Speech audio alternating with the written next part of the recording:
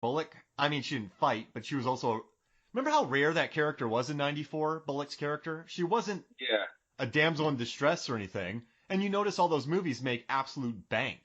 So it's kind of yeah, interesting how a lot of movies haven't figured that out quite yet. exactly. They haven't figured that out, and then I think that's something that, like I said, they're getting better. We're getting better at, with the filmmaking and the portrayals of strong women leads. But unfortunately, when you go back and watch a lot of these movies, it gets a little cringy because you're just like, ooh, why did they do that? Like Yeah.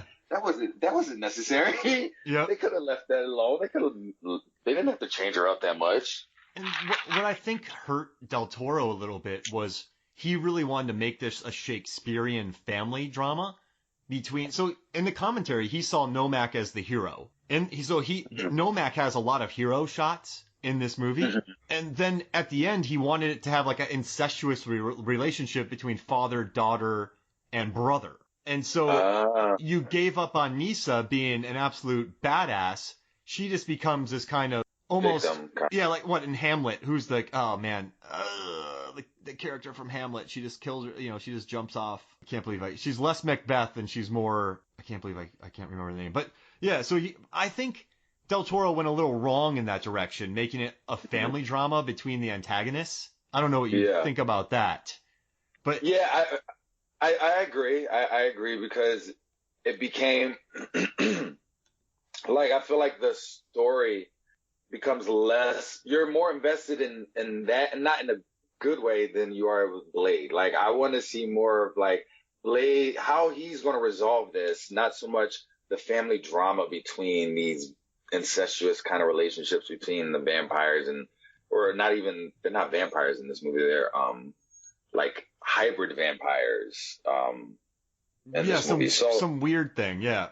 Yeah. So it did like detract a little bit for me. And I agree with that. Like, yeah, he missed the mark a little bit, but again, not to cut you off, I think that just goes to show the growth of his filmmaking as well. You know what I mean? Mm-hmm. When you look at a lot of his older work, and you could see the visionary being like birthed through that early stuff, even when he did miss the mark. So no, I agree. As a kid watching that, me seeing, Nissa go from equal with Blade to being not an equal, that didn't cross my mind as a kid. You know what I mean? But yeah, when I was 20, all I cared about were the suplex, the elbow drop, the massive elbow drop, to the chest. Yeah, the triple kick, the badass point, Ron Perlman being cool. When he swung the sledgehammer into the oh yeah, the Reaper's neck and just smushes it. The Reaper, yeah, when they're fighting in the kitchen or whatever. Yep. Yeah, Lighthammer smushed that thing's neck. I mean, and then he popped it back out. I was 20 when I watched this movie, so I mean, I wasn't thinking family drama. I was just thinking Blade just suplexed the guy. Exactly. And Del Toro learned a lot in this movie. Maybe I'll drop a couple of cool, interesting things on you. Also, I learned one thing I didn't even notice, not when I was 20, but I noticed now, and then he talked about it in the commentary. So he flipped the lighting. So during the day, it's very blue, and at night, it's very orange. Normally, during the day, it's orange, and at night, it's a cooler blue. But Del Toro flipped that. And I thought that was a really interesting thing that he did to play with colors. And then also, that big fight scene with the goons. Who hires these goons, by the way? These henchmen, these familiars? I have no clue. Central casting. Yeah. And, they only had like enough costumes for 10 goons. So they had 10 hero goons, and then they would use the crappier costumes for the goons laying on the ground. And so during a lot of the fight scenes, you'll notice consistency errors because they didn't have enough bodies just to lay on the ground. Uh-huh. I thought that was really, but they shot on that all glass surface, and I guess that became a massive nightmare because every scene it got scuffed, and then they'd have to clean it. Del Toro's like, I am never ever doing. He's like, I thought it was a great idea. He's like, but then I realized how stupid it was when we started filming, which I thought was pretty funny. Yeah, so that's funny. Yeah, that's hilarious. You can tell that he's sort of learned a lot about production design. I mean, Shape of Water won an Oscar for Best Production Design with a $20 million budget. So I think he's learned a lot through his movies, just actually making the mistakes. And it seemed like he made a lot of mistakes on this. I guess there was the scene where Scud is battling the Reapers and he has to get on the light and he's eating Krispy Kremes. Yeah. I guess that scene took an exceptional amount of time to film. Even when all the Wolfpack or Bloodpack were getting all their weapons, I guess Chris Christopherson almost rioted. He's like, why the hell am I standing out in this cold? So, Del Toro, I think he really learned a lot on this movie as well, like dealing with actors, getting the shots he wants. Also in Mimic, he was in director's jail after Mimic. And Goyer... That movie's so good, though. Goyer took a big chance on him. If the Mimic commentary is very good with Del Toro. And what Del Toro did, a reason why this movie was partly 100 days of filming, is there's no second unit. So normally you just send off people to go do car chases and fights with a second unit, but Del Toro had control of all of it because he didn't want to give up control because he hated the second unit work in Mimic. Gotcha. It's sort of an evolution of his character. So you have it's and also I don't know if you watched The Strain, but there were so many ideas in this movie that they couldn't use, and then he didn't make Blade Trinity, which is about a post-apocalyptic world that Blade is fighting in, that he turned it into The Strain, which is about a post-apocalyptic world full of similar-looking vampires. Oh, wow. So the extra stuff he didn't use from Blade 2 and what Devil's Backbone got used in The Strain, the book and then the TV show. That's pretty smart. That's pretty smart. I mean, yeah, it's pretty cool though, right? That he just reused it. You can tell a Del Toro movie pretty quickly. Oh yeah, and that's what I love about him. He's like Del Toro is one of my favorite directors because he falls into that category of like a Tim Burton kind of. Like when you see a Tim Burton movie, you know it's a Tim Burton movie. You don't even have to know he directed it, but the minute you watch it, you know he had his hands on it somehow, some way. You know what I mean? Oh, absolutely. Lavish production design, lavish costumes. Johnny Depp. Yeah, Johnny Depp, right? And I think it's the same with Del Toro, especially like when you look at his current movies, all his set designs and set pieces are just like so immaculate and just so like to the littlest detail. Like they like cover all their bases. You know what I mean? And even when you look at the character designs, like when I think of Pan's Labyrinth, you know what I'm saying? Oh my gosh, yeah. The character designs in that movie were so dope and so freaky and so cool and so weird. And like that's what you would expect from Del Toro. You know what I mean? I do think with Pacific Rim, he got too into the design of the characters that not enough work went into the characters or the plot. I don't know how you feel about that. The first one I think was better than the second one, though. But there's one hole in the ocean. Why would they build like? So I know the wall is a metaphor for like immigration and everything and closing off our borders. Yeah. But it's so clumsy because there's just one hole in the ocean. Why use thousands of men and manpower to build a wall when you could just build a cone that takes the monster to the surface where 8 Jaegers are standing around it on massive platforms stabbing it to death? Then the movie would end in like 20 minutes, man. And I know, Del Toro said it. He's like, take logic somewhere else. But sometimes, like, and I can do that, man. I'm really good at just leaving logic behind. But sometimes it's so glaring for me that I know what he's doing. I know that it's a rock'em sock'em robot movie. Yeah. But it's like, make it a portal that shifts around the world. I think that's funny you say it, because one of the things, especially with when you have these movies that are like I want to say Real Steel, wasn't that the real Real Steel, right? When you have movies like this, Pacific Rim, where we're not known for doing movies that involve mechs per se in America, right?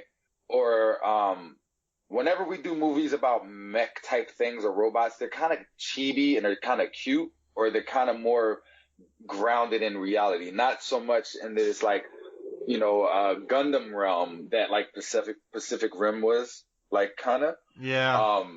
So when I think the reason he did that was it was playing up on that aspect of, these are giant mechs and I'm just going to make the biggest ginormous mech orgy fest on film that I can pull off. My wife was like, Mark, a robot hits a monster with an ocean liner. She was like, get over yourself, Mark. Yeah, like, come on. Like, exactly. Listen, So, I get like, it though. I want you to know I get it. Like I own Pacific Rim, but sometimes it's like he puts so much detail into a vampire pooping while he eats that there's core concepts that get missed. Does that make sense? yeah, no, I feel you. I hear you. Like in I Shape of definitely. Water, why did she have to put the creature in a canal? Why didn't she just drive 100 yards up the road and put it in the ocean? They're in Baltimore. Like, That's why. Because they're in Baltimore. but they're on the I'm sorry, water. She could have just Baltimore. driven she could have just driven in like 5 minutes and put it somewhere else. Instead, she kidnapped it, fed it eggs, and then it eats cats, which pissed me off.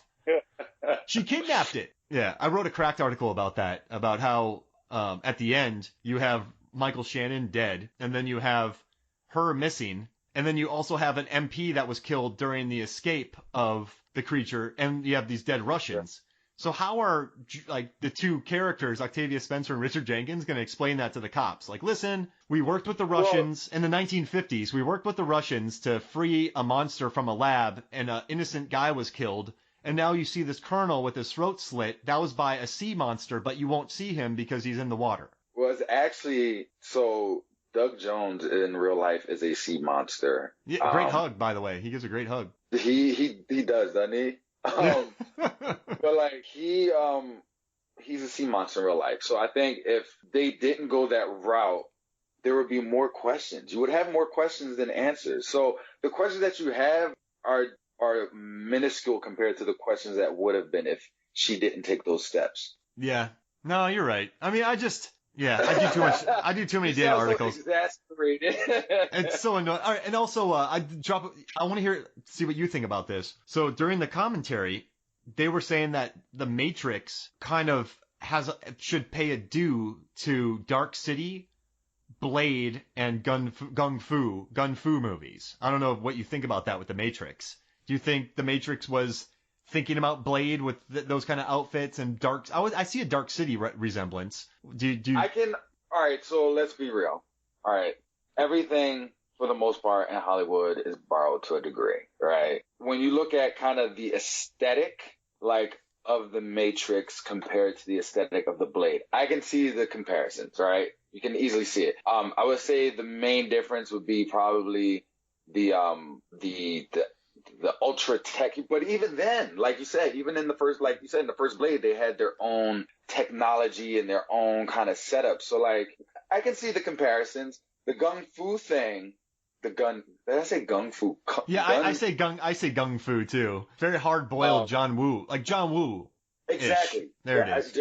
That's easier to say. Woo, that's what I think of when I think of Gun Fu, right? I think of John Woo. I think of Hardboiled. I think of Hard-boiled. Oh my gosh. I think of that stuff. You know what I mean? And then even Equilibrium came out like way later, right? Yep. Didn't Equilibrium come out like way later after Matrix? Yeah, that was 2000s. Like that was early 2000s. Yeah. So even looking at what they did, that was kind of a blatant, like, that was like Matrix Light.